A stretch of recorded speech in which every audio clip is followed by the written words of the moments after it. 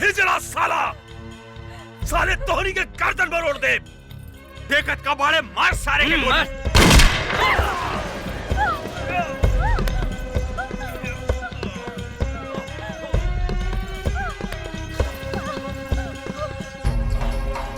बाबूजी!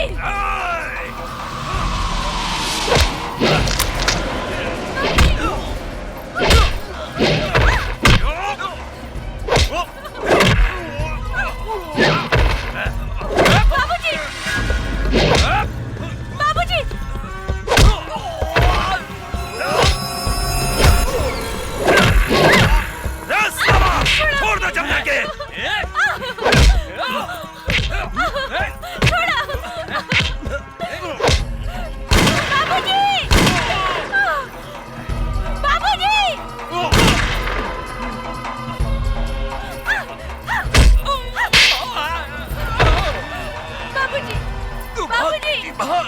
उठा ले करा के। बाबूजी! छोड़ दो हमारी बेटी के।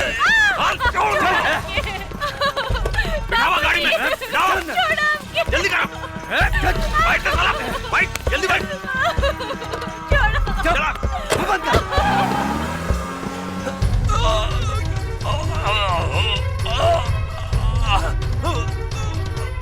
गंगा। बाबूजी!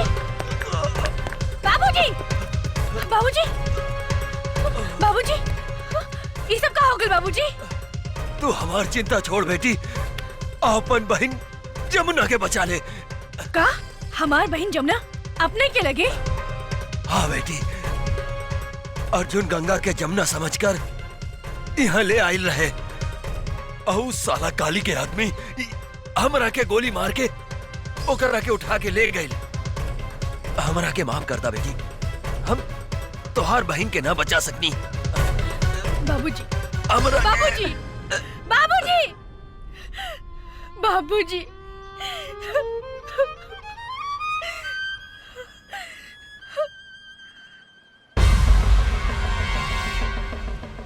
काली पांडे, आज हमारे हाथों तो हर अंत होई।